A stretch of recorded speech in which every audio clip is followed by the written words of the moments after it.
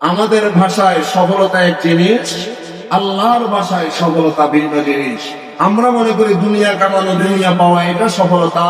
আল্লাহ বলেন এটা হলো চূড়ান্ত ব্যর্থতা। আমরা মনে করি দুনিয়া কিচ্ছু পাইলাম না, শুধু আখিরাত পাইলাম, এটা ব্যর্থতা। আল্লাহ বলেন এটাই হলো চূড়ান্ত সফলতা। এটা হলো চূড়ান্ত সফলতা। যদি দুনিয়ার সীমানা, আল্লাহর বেঁধে দেওয়ার সীমানা যদি লঙ্ঘন করা হয়, আল্লাহর সীমানা লঙ্ঘনের মাধ্যমে যদি দুনিয়ার হায়াতটাকে নষ্ট করে ফেলি, আল্লাহ বলেন সীমা লঙ্ঘনের পরিণাম কখনো ভালো হয় না, তোমার পরিণামও ভালো হবে না, তোমার পরিণাম হবে জাহান্নাম। আর যারা দিলের ভিতরে খৌফ ও খাশিয়াত, আল্লাহর ভয় দিলের ভিতরে রাখে, সীমানা লঙ্ঘন না করে, সীমানা লঙ্ঘন না করে। সব কিছুর মূল হলো দিলের ভিতরে আল্লাহর ভয়। দিলের ভিতরে আল্লাহর ভয়। যে মুসলমানের হৃদয়ে আল্লাহর ভয় আছে, ওই মুসলমানের মুখ দিয়া এমন কোন কথা বাইর হইতে পারে না যে কথায় মালিক অসন্তুষ্ট হয়ে যায়। যে মুসলমানের হৃদয়ে আল্লাহর ভয় আছে, তার মাধ্যমে এমন কোন কাজ কখনো সংগঠিত হবে না যেই কাজের মাধ্যমে আল্লাহ কি হয়, অসন্তুষ্ট হয়, নারাজ হয়। সবকিছুর মূল হলো দিলের ভিতরে আল্লাহর ভয়। দিলের ভিতরে কার ভয়? মুমিন মুসলমান আমাদের হৃদয়ে কার ভয় আছে? আল্লাহ। কার ভয় আছে বলেন না? আল্লাহর ভয়। কাজেই আমাদের ভিতরে আল্লাহর ভয় আছে কিনা এটা প্রকাশ পাবে আপনার আমার কথাবার্তার মাধ্যমে, এটা প্রকাশ পাবে আপনার আমার কাজ কর্মের মাধ্যমে। কারণ খৌফওয়ালা, আল্লাহর ভয়ওয়ালা দিল যার আছে, সে কোনোদিন আল্লাহর নারাজগি গ্রহণ করতে পারে না।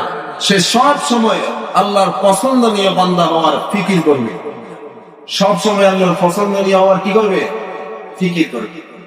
এই জন্য আল্লাহ বলে وَأَمَّا مَنْ خَافَ مَقَامَ رَبِّهِ وَنَهَى النَّفْسَ عَنِ الْهَوَى, যে ব্যক্তি দুনিয়াতে তার দিলের ভিতরে আল্লাহর ভয় রাখে, আল্লাহর ভয় রাখিয়া শয়তানের প্ররোচনায় পড়ে না, আল্লাহর ভয় রাখিয়া ঈমান ও আমলের মেহনত করে, ঈমান ও আমলের পিছনে মেহনত করে, ফাইনাল জান্নাতা হিয়াল মাওয়া, তার ঠিকানা হবে জান্নাত। সুবহানাল্লাহ। তার ঠিকানা কি? জান্নাত।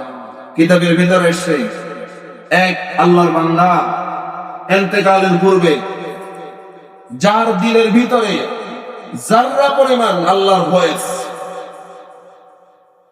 যার দিলের ভিতরে সরিষার দানা পরিমাণ আল্লাহর ভয়, সেও কোনোদিন নাফরমানি করতে পারে না।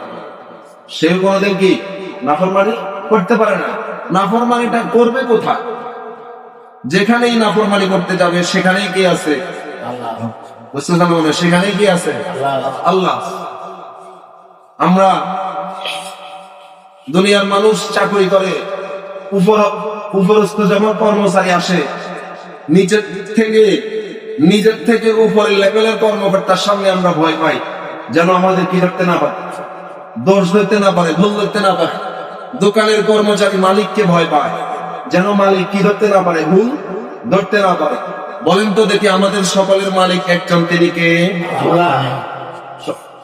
দোকানের কর্মচারীর যদি মালিক না থাকে, মালিকের সামনে যেভাবে চলে, মালিকের অনুপস্থিতিতে কি সেভাবে চলে? সেভাবে চলে না, অনেক উল্টা পাল্টা কাজ করে। কিন্তু আমাদের মালিক এমন একজন যে সব সময় তিনি উপস্থিত, সব সময় তিনি কি উপস্থিত।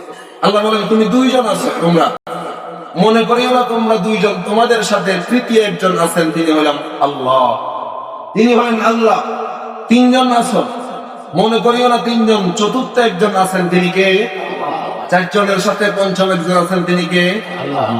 তাহলে আমাদের মালিক এমন একজন জিনার চক্ষু ফাঁকি দেওয়া কি নয়, সম্ভব নয়। বলতেছিলাম দিলের ভিতরে যারা পরিমাণে যদি খৌফ ও খাশিয়াত থাকে, সামান্য পরিমাণ খৌফ ও খাশিয়াতের কারণেই আল্লাহ তার জিন্দেগীর গুনাহ মাফ করে দিতে পারে। কেন? তুই দিলের ভিতরে আমার ভয়, যা এই উসিলা করে আমি মাফ করে দিলাম।